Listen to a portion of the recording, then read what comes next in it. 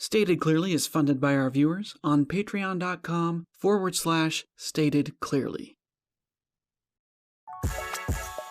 Stated Clearly presents Where Do New Viruses Come From? If you've been watching the news, you've probably heard of the novel or new coronavirus, which, starting in late 2019, began making people ill in China. International air travel has since allowed it to spread person to person to new countries, as governments began to issue travel restrictions and even quarantines. Speculations about the origin of the virus began to spread online. Some claim that the virus might be a genetically modified weapon, but extraordinary claims require extraordinary evidence. This claim currently seems highly unlikely. Others suggest that the virus may be an escaped lab specimen. Now, this actually is possible. Viruses have escaped from research labs in the past, but as of the time that I'm recording this voiceover, investigations into this idea have not yet reached any solid conclusions. Could there be another, more natural explanation for the origin of this virus? The answer is yes. COVID-19, the new human-infecting coronavirus, may have simply evolved from an older animal-infecting coronavirus. To understand how this may have happened, let's first take a look at viruses in general. What are viruses? Of the many things that can make you sick by infecting and reproducing inside you, viruses are among the smallest. If we resize this drawing to a more realistic scale, you see that hundreds of viruses can fit inside a single bacterial cell. That's how tiny they are. Thousands of different viral species have been studied and described by scientists so far. Millions more likely exist. They come in many forms, but all species consist of a small collection of genes, stretches of either DNA or RNA that carry information for making more copies of the virus, and those genes are enclosed in a protective coating of protein and sometimes a lipid membrane. All known viruses are parasitic, but most are not parasitic to humans. Instead, some only target plant cells, others only infect bacteria, and so on. A virus reproduces by getting its genes into a living cell. Different viruses do this in different ways, but once inside, the cell acts as if the viral genes are its own genes. It begins reading them and building copies of the virus instead of performing its normal tasks. Coronaviruses are a huge family of virus species that infect animal cells. Some infect chickens, others infect pigs, some infect humans, but most of them are extremely mild. They simply give you the common cold. Corona means crown and refers to the unusually large crown-like spikes sticking out of their membranes. These protein spikes are selectively sticky, sort of like Velcro. They don't attach to most objects, but are extremely sticky when they bump into specific molecules found on the outsides of animal cells. Once held firmly in place, the coronavirus waits until swallowed by the cell. It then begins to reproduce at the cell's expense. Different animal species have different types of molecules on the outsides of their cells. Because of this, bird-infecting coronaviruses usually can't infect humans. Their Velcro doesn't hold strong enough to our cells. Unfortunately, the natural process of evolution can sometimes help a virus overcome this problem. When virus genes are being copied during reproduction, mutations can occur. These are either due to simple copying errors or processes called reassortment and recombination. These happen when two or more viruses infect a single cell. In most cases, mutations that change the shape of viral spikes render the virus useless. Their Velcro no longer sticks to any host cells. On rare occasions, however, a chance mutation will just happen to allow a virus to attach to a new host species. If the modified virus is then lucky enough to encounter that new host species, infection can occur.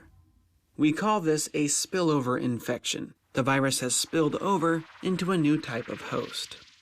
Early on, during a spillover event, the virus usually isn't very good at infecting its new host. Its Velcro is not a perfect match, and many other challenges might slow the virus down. Oftentimes, the mutations that let it infect the new host also make it worse at infecting its original host. Because of this, many spillover viruses go extinct after infecting just 1 or 2 people. They're usually dead ends. That said, if the virus can survive and reproduce just long enough, natural selection will promote any new mutations that help it better spread and reproduce in the new host population. Positive mutations accumulate over multiple generations, negative mutations are discarded until, bam, a new epidemic is being screamed about on the news. Though it may seem to us that these new viruses just sort of pop into existence overnight, scientists now know there is a long, slow burn before each explosion. Genetic evidence tells us that slowly evolving spillovers have been the cause of almost every major outbreak known in history. In the early 2000s, a coronavirus that used to only infect bats appears to have spilled over into civets. There, it mutated even further and spilled over into humans. We called it the SARS virus because it causes severe acute respiratory syndrome. It spread internationally from person to person, and several scientists were infected in the lab. By the time the virus was contained, over 8,000 people had been infected, over 700 died. A coronavirus from camels also recently spilled over to humans, causing even more deaths.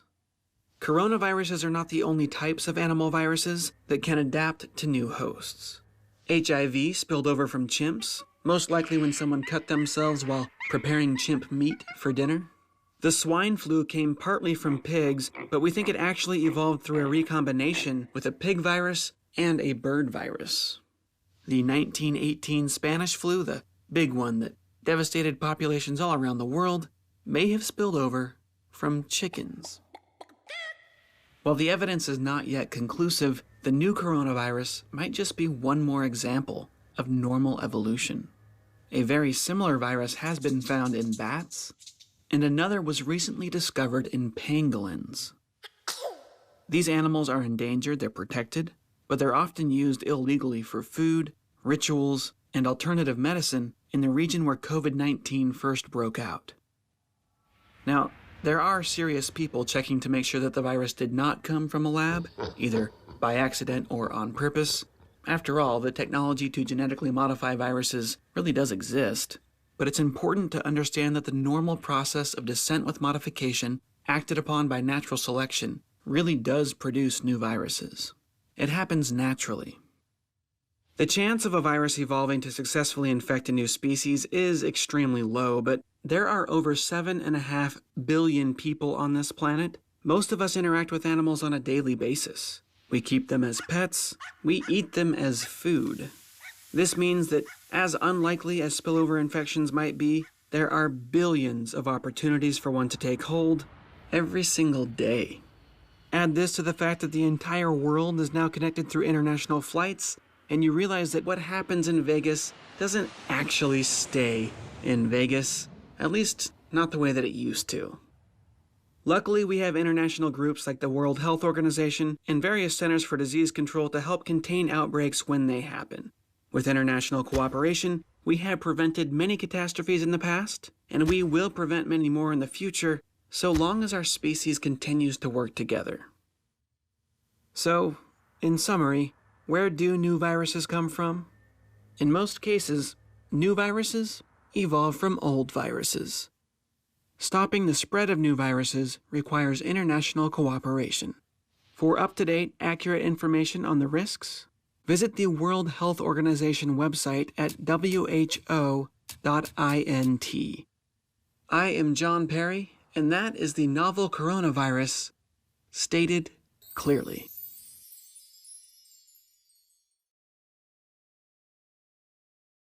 This episode of Stated Clearly was funded by our viewers on patreon.com/statedclearly. If you found this video helpful, please do consider contributing there as well. Aside from helping me out, you will also get secret access to a Stated Clearly animation that is no longer public. It's actually the first one that I ever made, and, well, you'll see. To learn more about evolution and to find free tools for use in the classroom, if you happen to be a teacher, high school, middle school, college, visit our website at statedclearly.com. So long for now. Stay curious.